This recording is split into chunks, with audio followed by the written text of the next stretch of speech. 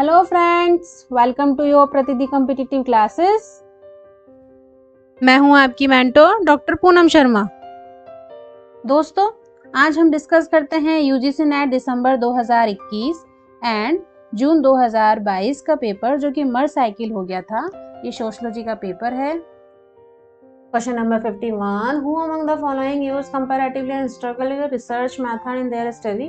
किसी ने comparatively historical research method अपने यूज करी, अपनी शोध प्रवर्धि ने किसने करी है? कॉम्प्रे ने करी, मार्क्स ने करी, मॉर्गन ने करी। ऑल ऑफ द अबव का राइट ऑप्शन आएगा ऑल ऑफ द अबव।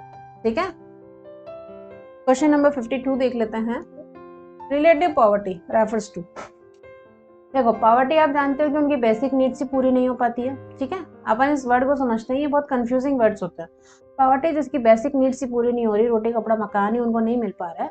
अब हम बात कर रहे हैं रिलेटिव पॉवर्टी की, यानी कि पॉवर्टी तो है, बेसिक नीड्स तो पूरी हो पा रही होगी, नहीं हो पा रही होगी, पर उसके जैसी ही।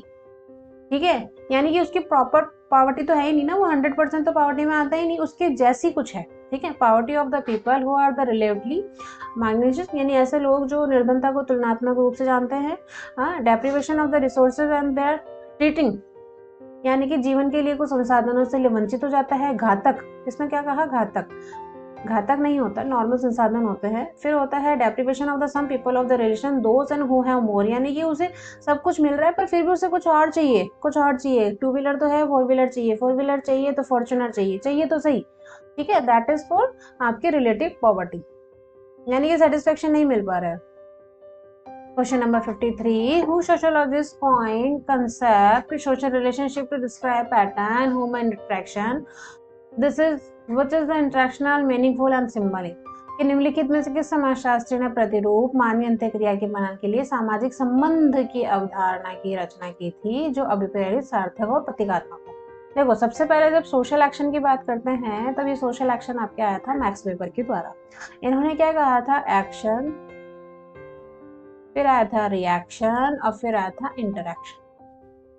ठीक है, ये आपके मैक्स वेबर द्वारा बताया गया। मैक्स वेबर ने जो सोशल एक्शन के बारे में बात करी, उन्होंने मेन 3 टाइप की बात करी थी। ठीक है, आपके जैकरेशनल, वर्थ रेशनल एंड ट्रेडिशनल। ठीक है, बेसिकली जो 3 सामाजिक प्रक्रियाएं बताई वो इन्होंने ये बताई। तो इसका जो राइट ऑप्शन आएगा वो आएगा option number 3, max weber. C.H. Woolly की बात कर लेते हैं, उन्होंने लुकिंग ग्लास सेल्फ थ्योरी दी थी। ठीक है, गॉफमैन की बात करते हैं, उनकी जो फेमस बुक है या फेमस जो कॉन्सेप्ट है वो है ड्रामेटोलॉजी।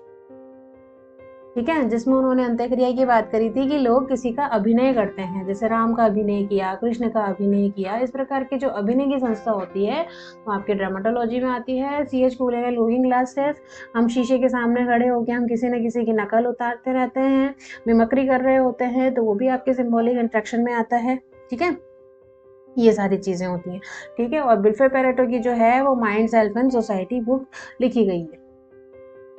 क्वेश्चन नंबर 54 देख लेते हैं। Which one the following practice matriarchal family structure की, जहाँ पे मातृसत्तात्मक परिवार पाए जाते हैं, वो कौन सा होता है? तो सबसे पहली बात ये है कि मातृसत्तात्मक परिवार गारो और खासी जनजाति में पाया जाता है, जो कि असम में निवास करती है, मेघालय में निवास करती है।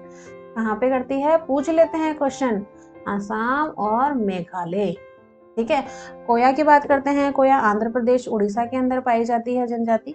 ठीक है, गरासिया की बात करते हैं, गरासिया राजस्थान एंड गुजरात की बात कर रहे हैं, गुजरात और राजस्थान में पाई जाती हैं। गोंड, गोंड का क्या होता है? घोटुल, घोटुल, ये युवा ग्रह है गोंड का, घोटुल।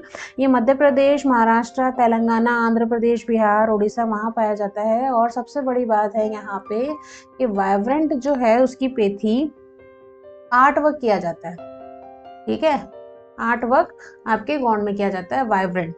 ठीक है, ध्यान रखना, VIBRNT, वाइब्रेंट। इसका जो राइट ऑप्शन आएगा वो आएगा option number A. Question number 55 number का क्वेश्चन क्या कह रहा है कि W रोस्टो जो है उसकी लिस्ट थ्योरी के साथ कौन सा ऑपरेज या मॉडल उन्होंने यूज किया था? तो उन्होंने किया था टेक ऑफ मॉडल, यानी कि रोस्टो का था आपके बी।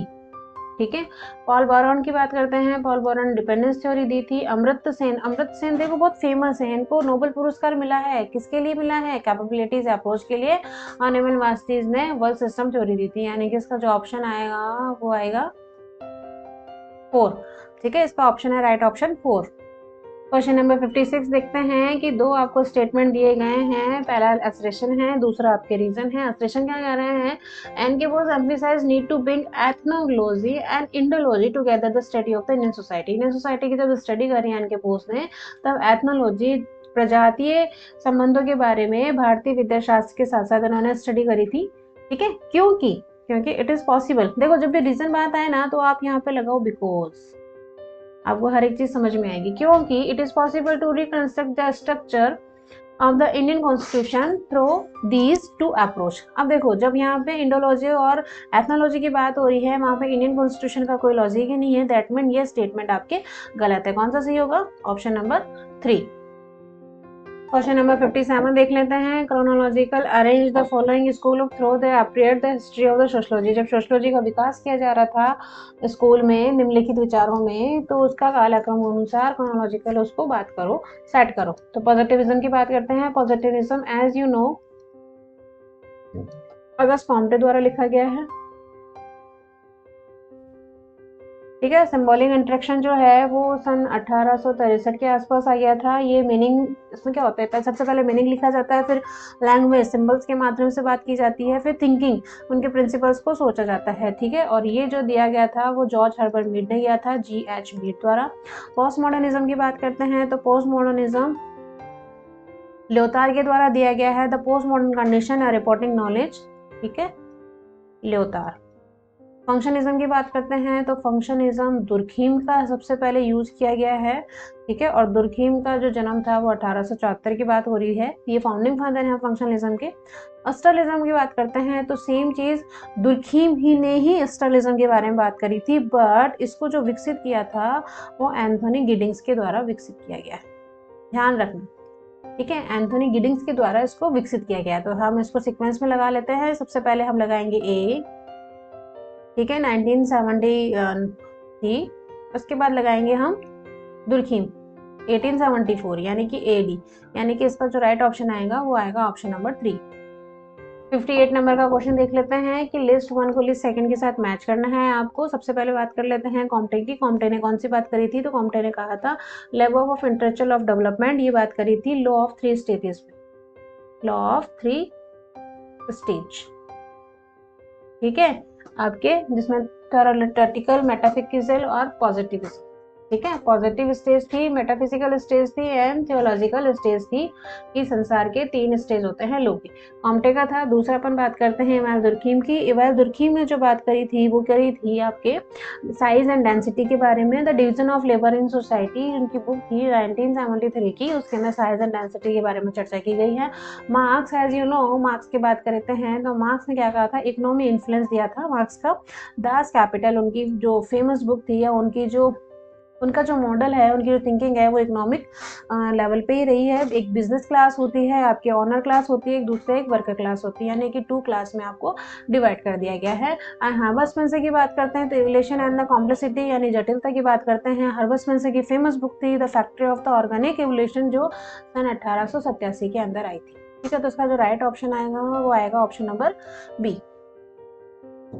Question number 59।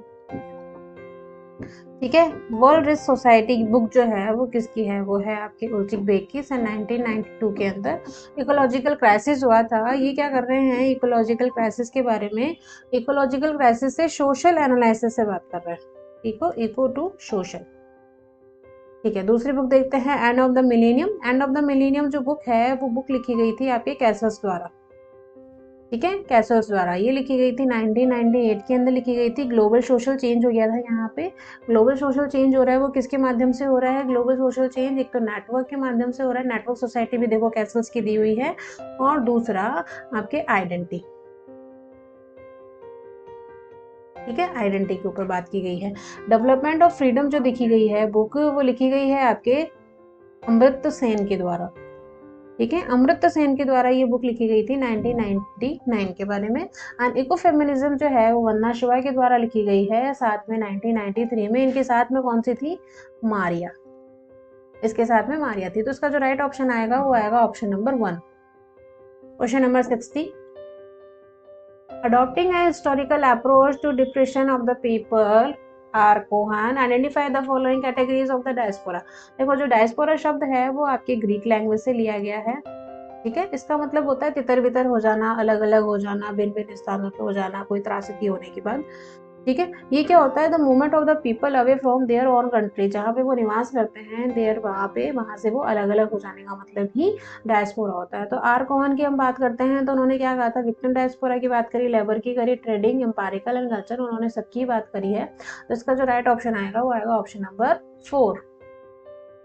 दोस्तों अपने स्टडी को कंटिन्यू करते हुए बूस्टअप कीजिए, सफलता आपकी ही है, डेफिनेटली आप सफल हो जाएंगे। आशा करती हूँ आपको वीडियो पसंद आया होगा। Thanks for watching video, please like और सब्सक्राइब कर दीजिएगा।